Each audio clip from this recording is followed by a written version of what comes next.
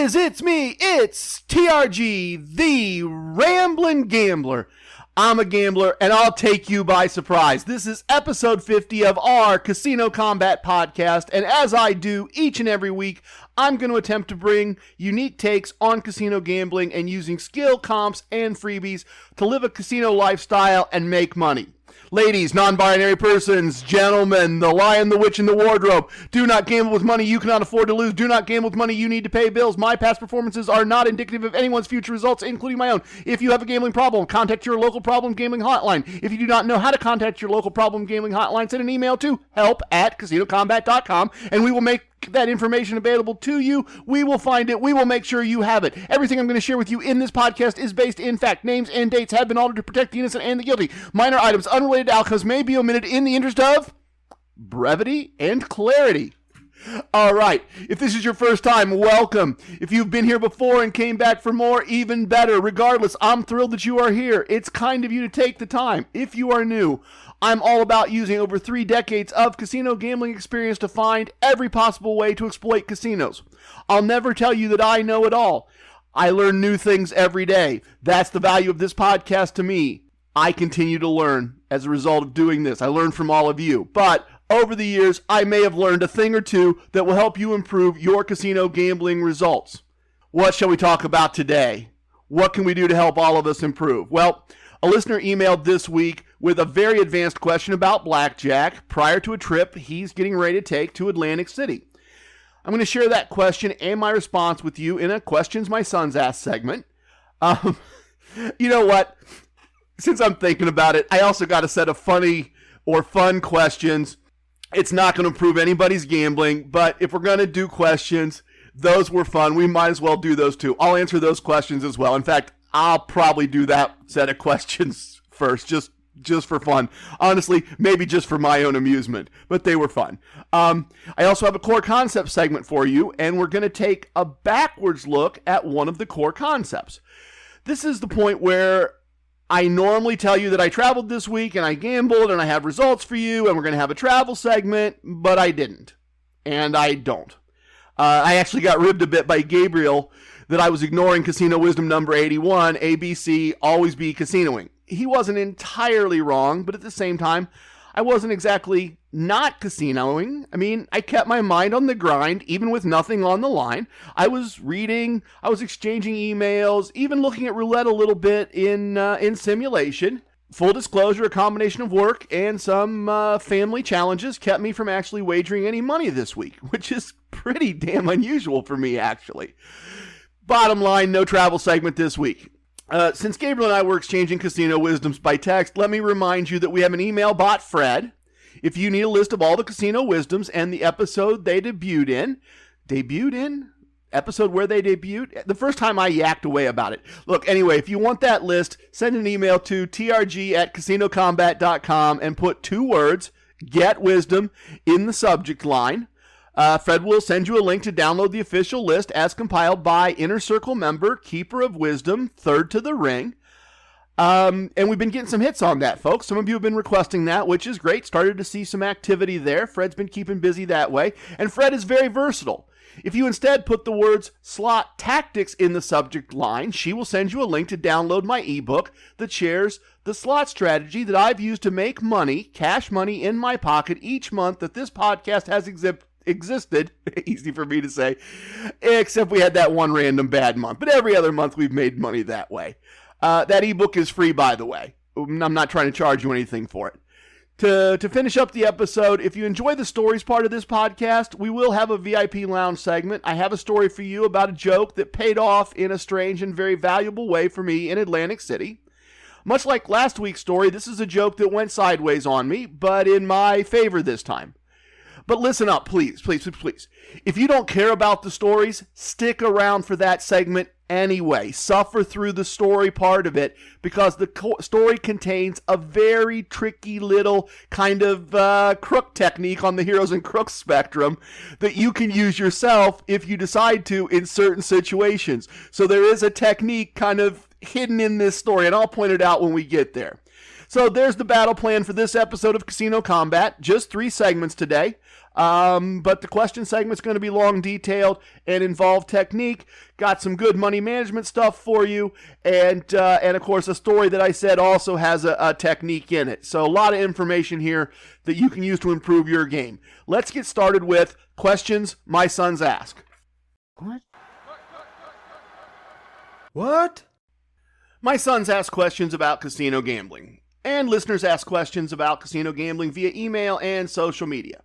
And Billy with the great last name and T-Rex do a great job of handling the social media side of things for me. The links for Instagram, Twitter, and Facebook are at the top of our website, casinocombat.com, combat spelled with a K, of course. And also there's a link to our channel on YouTube. YouTube does have some unique content for you in addition to the podcast. I have a playlist called Boot Camp, and Boot Camp is spelled with a K, that covers each of the core concepts in a single individual lesson. Short little bite-sized pieces just focused on each of the core concepts. You can listen to the entire playlist in less than 90 minutes and learn the basic fundamentals of good casino gamblings. I received 2 questions via email this week. I really enjoyed the first one. It's really fun for me when someone gets a little silly with the creative behind the podcast. This one won't make you better at casino gambling, but I enjoyed it. It's my podcast. It's my microphone. So I'm going to share it with you quickly, and if I'm the only one that enjoys it, well, I wasted a minute and a half of your time probably. Anyway, Jules from Arizona writes, "Hey TRG, I really enjoy the podcast, and I feel like I've learned a bunch of stuff from listening. But I have questions that need answers. I really need to know. I hope you'll answer them in the podcast. Here goes. Was your father a gambler down in Georgia? Did he end up on the wrong end of a gun? Were you born in the back seat of a Greyhound bus rolling down Highway 41? Jules, thanks for listening and taking the time to email. I appreciate and really enjoy your questions and the spirit in which they were offered. So since you need to know, let me answer them for you. My father was not a gambler in Georgia or anywhere else for that matter. Gambling was not really an option for him most of his life, and it's not really his thing. He was a salesman selling commercial plumbing supplies when I was growing up, most of his life actually. He did end up on the wrong side of a gun once, however, but they took his money and a silver dollar, a valuable silver dollar coin that was a lucky token for him out of his wallet. And, but other than that, he wasn't harmed, he wasn't hurt, obviously shaken up and scared. As for the rest, I was born in a hospital, not in a bus. But great questions. Probably better than the answers, to be honest. All right, on a more serious note, on a much more what we normally do note, Virginia casino player Doug emailed me a great question this week. He wrote, "Hello, TRG. I'm heading to Atlantic City this week to try out what I have learned from Casino Combat.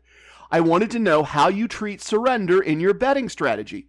Do you treat it as a loss or a push in deciding how much to wager on the next hand? Also, if there's anything I can do to help the podcast or any information I can get for you while in Atlantic City, please let me know." I appreciate the great question. And I appreciate even more the offer to help out. I've always said how much this is about building community for me, and I really appreciate that. It's really a nice offer. Doug and I had a bit of a conversation about this, and a bit of a conversation about some things I'd like to know about his trip. But this is such an excellent question that I thought I would discuss the answer here with all of you. Honestly, I've been thinking I should discuss this in a core concept segment. Since surrender is an option in my home casino, Casino 2, but I was wondering if it was just too advanced or too niche to include in our discussions. Another great example of our community of listeners and allies helping me understand where the content should go. It'll take me a minute or 5 to actually get to the answer to this question, because I want to start at the beginning and understand this rule of blackjack first. I mean, it's obvious that from the point of view of asking the questions, it's obvious that he understands surrender, but I want to make sure that all of you understand surrender and understand how it works. Surrender is a rarely used rule that allows the player to fold their hand after receiving 2 cards and seeing the dealer's up card. They lose half of their original wager and they're out of the hand. And I said rarely used. In this context, rarely used means in most casinos the rule is surrender's not allowed. So When I say rarely used, I guess I should say rarely allowed. If surrender is allowed, the house may allow early surrender, which is surrendering before the dealer checks for blackjack. And they do that if they have an ace or a 10 value card showing. They'll take a little peek under or use a mirror to find out if they've got blackjack. And some places will allow you to surrender before that happens, because if they check for blackjack and they have a blackjack, you lose no matter what. So they're really giving you advantage if they allow you to surrender before they even check. And I'll confess, I've only heard and read about this version of surrender. I've never actually played anywhere where the early version of surrender is allowed. Not very common, but more common is late surrender, in which after the dealer has checked for blackjack and won if they have a blackjack. If they don't, the player may surrender when it's their turn to play. And the way that's done is by using a finger to draw a line behind your wager. Everything in blackjack is hand signals so the cameras know what's going on. Like many things in blackjack, playing at a table that allows surrender means printing or memorizing a chart that matches the other rules at the table where you're playing. When you should or should not surrender depends on how many decks are being used, as well as if the dealer hits or stands on a soft 17. In some situation, the combination of cards you receive to create your hand is also a factor in correctly playing or surrendering your hand. I'm not going to run through all the variations for each set of rules for each combination of decks. Instead, I'll remind you of Casino Wisdom number 53. When playing blackjack, playing incorrectly on purpose is gambling to lose on purpose. If you gamble in a casino where some form of surrender is allowed, you increase your chances of success by following that Casino Wisdom number 53, and going to wizardofodds.com and looking up the correct strategy for the exact rules that will be in effect. It's only a few hands that you need to know, a few combinations that you need to remember. And when in doubt, print the correct chart and keep it with you. It's readily available information. I assume you don't want me to read you multiple charts for 10 or 15 minutes because you're probably not going to write them down and you're certainly not going to remember them all. The right answer is play correctly, find the chart, either memorize it or take it with you. Before we move on to the actual question, now that we've got the basics, before we get to that actual question that Virginia Casino Gambler Doug asked, let me walk you through just an easy, simple, basic example of how surrender works in practice. As I said, my home casino, Casino 2, allows late surrender, and at all of their tables, the dealer must stand on any 17. So when I look up the chart, one portion of the surrender strategy chart that is easy to remember is that on any total of 16 that is not a pair of 8s, you surrender when the dealer is showing a 9, a 10 value card, or an ace. So 9, 10, jack, queen, king, or an ace, always surrender. It's just that simple. So if Mrs. TRG and I are playing at our home casino, if we receive a 10 value card and a 6, and the dealer has a 9 through ace showing, when it's our turn, we draw a line behind our wager, we're surrendering our hand. They take our card, they take half of our money and hand us the other half of our money outside the circle. It's our money back. That's a lot of background. But with that understanding of the rules, we can dig into VCGD's question, which is, when using TRG Wagering System 1, how do you handle the money lost as a result of the surrender? Do you treat that hand that you surrendered as a push or a loss? And if it's a loss, what do you do with the next wager? If it's a push, what do you do with the next wager? Quick refresher on the wagering system to show why this question matters. Let's use our standard $10 unit size as what we're wagering. So we bet $10 and lose. And the next bet in TRG Wagering System 1 is a 2-unit bet, a $20 wager. If you lose that bet, you move to a 4.5 unit wager. If you win that 4.5 unit wager, you have a profit for the 3 wagers you've made, and you return to a $10 wager on the next hand. And if you lose that 4.5 unit wager, you exit the table. Generally speaking, there's an option for one more hand, but generally your best choice there is to exit. But what if you get a 10 and a 6, and the dealer has a 10 showing, and surrender is allowed when you have that second bet, that $20 bet out? You surrender, you lose 10 of the $20 you wagered. From a wagering system point of view, you can't treat this as a win. You didn't win anything. You can treat it as a push and repeat your 2-unit bet on the next hand. Or you can treat it as a loss and make your next bet a 4.5 unit bet. You could even also treat it as a loss and include that $10 amount, the amount that you just lost, in your next wager. You could make, in this example, a 5.5 unit bet next. That's a very aggressive approach to this. One of the things I try to avoid with TRG Wagering System 1 is putting a player in a situation where they make a bet that their bankroll can't handle. Blowing up your bankroll is the one thing that puts you out of the game of casino gambling. It puts you out of the game of blackjack. It puts you out of the game of baccarat. It puts you out of the game of slots. It puts you out of the game of casino gambling if you blow up your bankroll to the point where you really can't gamble anymore. So I don't like moving up to a 5.5 unit bet after a surrender in this particular situation. Just like I don't recommend calculating the amount lost if you split or double and lose multiple wagers into what the next wager will be. I've said that in the past. If you have a $20 wager and you get a pair of 8s and you split and you get a 2 and you double your 10 and you end up losing 3 bets, I don't recommend calculating that into the next bet. It's just going to make a mess. It's just going to blow up your bankroll. Instead, I've told you in the past, if that happens, shrug it off, make the 4.5 unit bet, hopefully you win it, and you get back to your 10 unit wager and you just start building again. So in this situation where we've surrendered, much like that double and split, the next bet is just what the next bet would have been without the doubles, without the splits, or in this case, without the surrender. So I never recommend that third choice. That's just not me. That's not what I do. And frankly, if that's going to be you and what you do, that's a great thing, but you need to make your bankroll bigger. You need to make your bankroll for the table bigger, and you need to make your bankroll for your gambling session, your gambling process bigger, because that's a very aggressive move.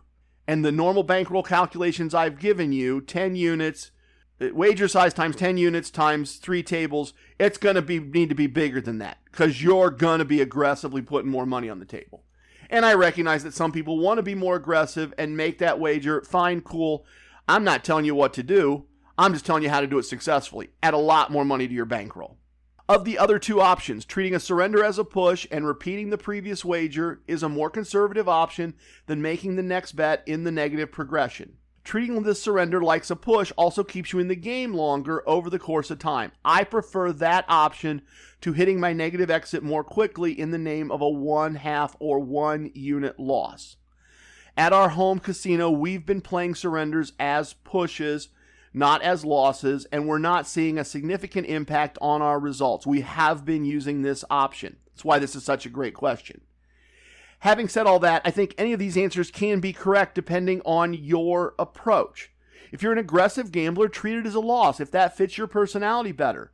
But the thing I strongly recommend, that I can't recommend enough, is doing exactly what Virginia casino gambler Doug is doing by asking the question. He is deciding what his strategy will be before he gets to the casino. I always consider that a casino combat best practice. Decide before you are in the situation and do what you decided every single time. If you do something regularly for 6 months or a year and don't like the results, make a change and test it for another 6 months or a year. Remember casino wisdom number 58. Luck is just the intersection of opportunity and preparation. Knowing surrender is an option and making a plan to handle the wager following a surrender is an excellent example of being prepared. Obviously, this is both an advanced question and an excellent question for all of us to consider and be aware of. VCGD, I hope you have an opportunity to use your excellent preparation in Atlantic City, and I can't wait to hear your results. I can't wait to hear how your trip went. I hope it went great. Next up, a core concept segment where we see that understanding a core concept backwards as well as forward is important and useful.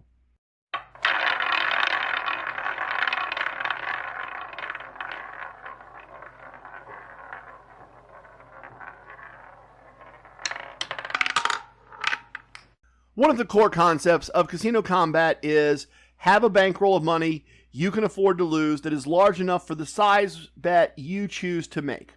And I've always presented this from the front to the back. For example, if you're choosing a wager size of $25 and the game of blackjack is what you're going to play, you need a bankroll of money you can afford to lose that is 25 times 10 hands, that's your table buy-in, times 3 tables to have a reasonable chance of having a winning afternoon in a casino.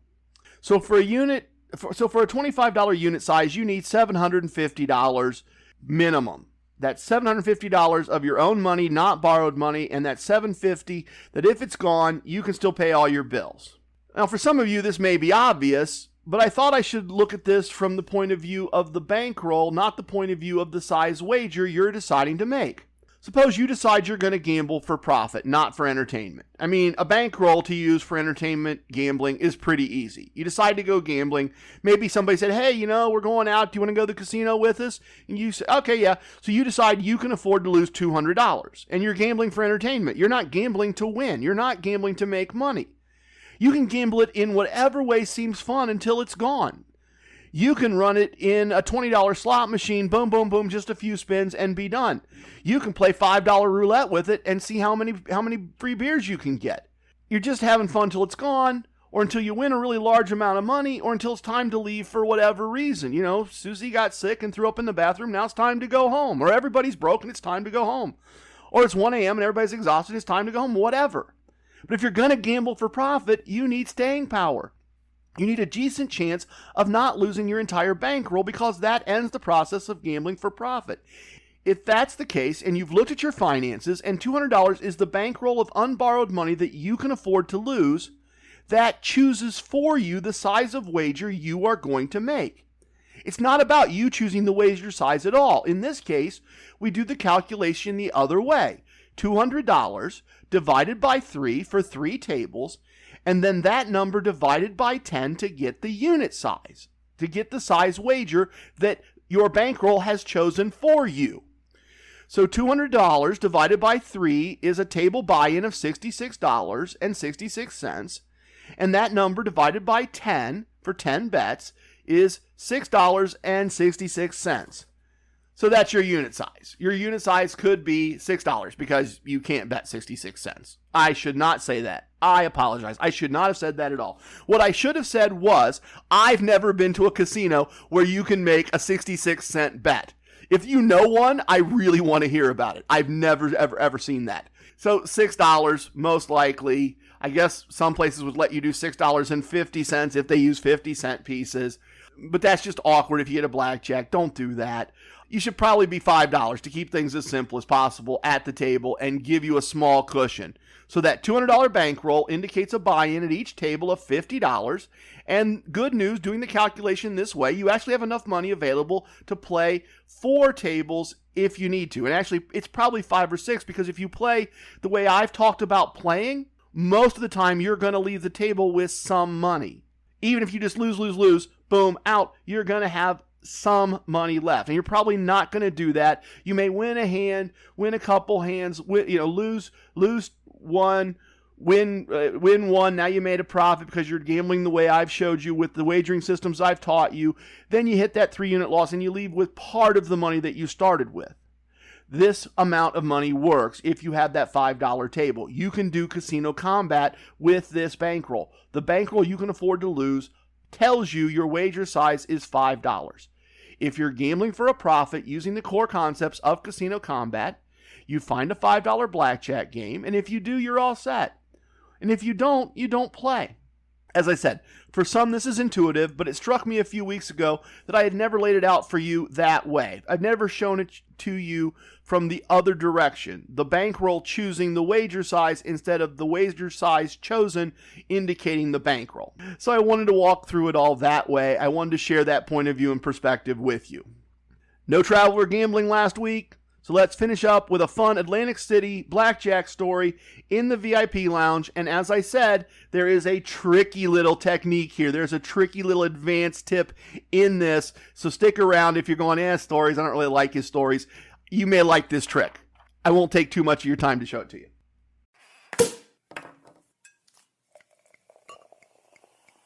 Oh, a little bit of the bubbly. Come on in, everyone. If this is your first time, this is how things work.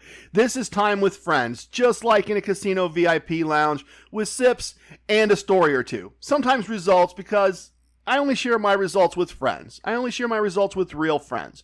So sometimes we do that in the VIP lounge. So for the sake of theater of the mind, our VIP lounge always has the best alcoholic everything, as well as both pop and soda, depending on what part of the country you live in, and at least 2 kinds of water, still and sparkling. In fact, if you're nice, we will also have sparkling water with flavors, which is actually one of the young squire's favorite things, as strange as that is to me.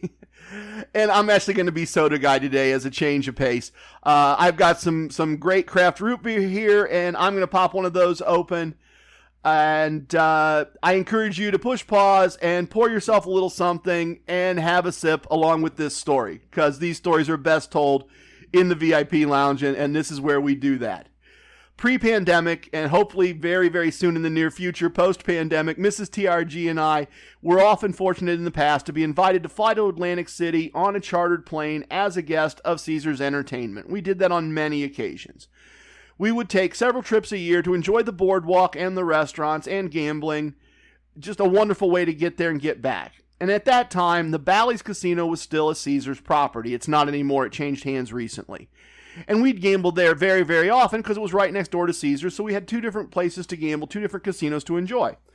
And one evening, we're playing blackjack at a very full, very busy table with 2 side bets, which made the dealer's job very hectic. She had a lot going on. She had a lot to do. Deal the cards, then check all the side bets. There's just a lot going on every hand. I'm playing the very first spot. I'm on the dealer's left. And as the cards are handed out, I receive a pair of 8s, and the dealer has a 7 showing. The first thing the dealer did was check all the side bets, and on her right-hand side, opposite me, there are several winning side bets and some change that needs to be made. So her back is turned to me. She's not seeing me when I match my 4.5 unit wager with a second 4.5 units to split my 8s against her 7, because that's what basic strategy says you do to win as much money as possible when playing blackjack. If you're familiar with TRG wagering strategy 1, you know that losing a 4.5 unit bet almost always means leaving the table, and that losing a 4.5 unit bet times 2 on a double or split, it's going to be a table exit, and most likely an expensive losing exit at that. So this is an important hand. When the dealer's ready for me to play my hand, she turns back to me. She sees my second bet placed out there in the correct place. She assumes, and correctly assumes, that I intend to split my 8s. She moves the 2 cards away from each other to create 2 hands and quickly puts a 5 on my first 8.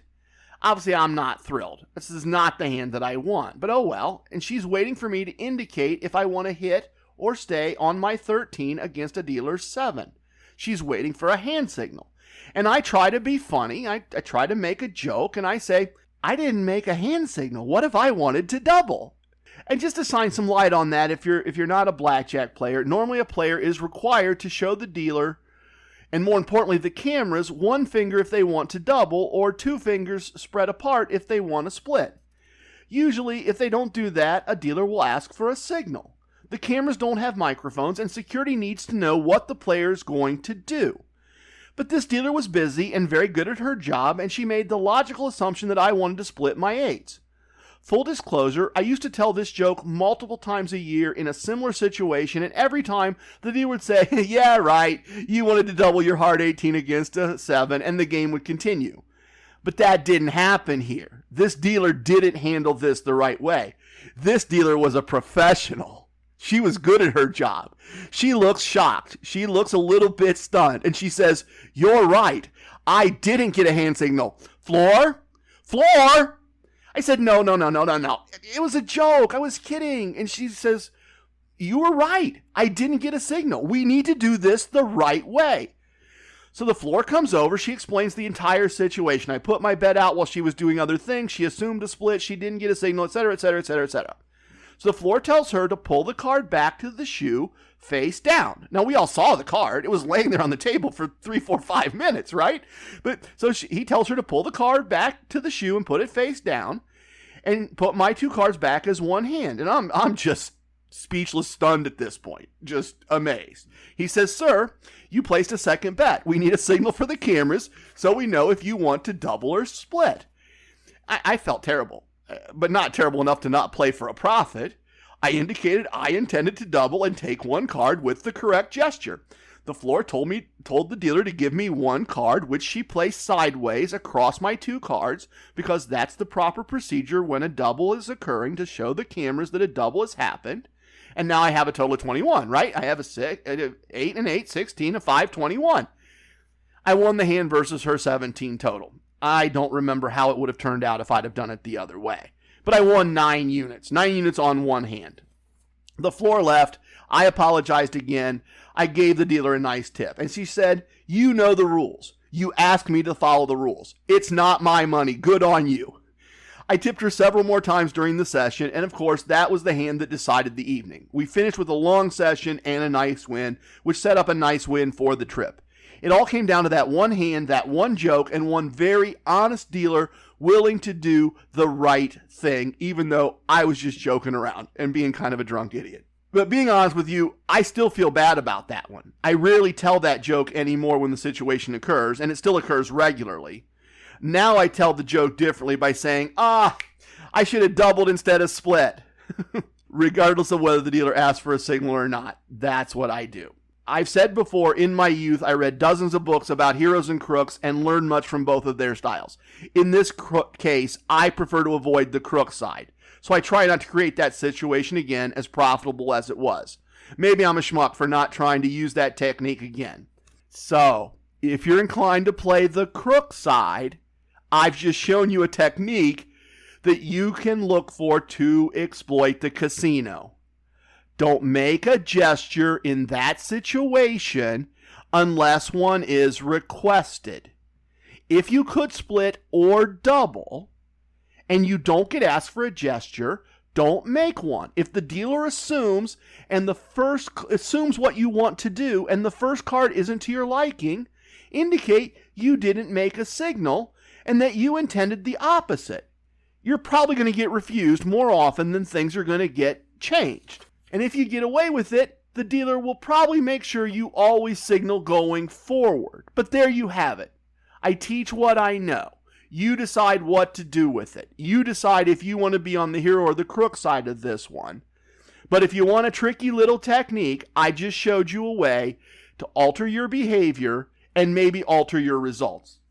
If you're playing the casino chip game, there are 9 in this week's episode of the podcast. 9 total, beginning to end. Please tip your waitresses, tip your bartenders, tip your dealers. Remember your casino wisdoms. Don't tip away your wins. I have spoken. Everything you heard here is true from a certain point of view. It's time for leaving, and I hope you understand I was born a rambling man. Love it, hate it, it don't matter. Please share with your family and friends. Goodbye, folks. Thanks for listening, everyone. Thanks for being here.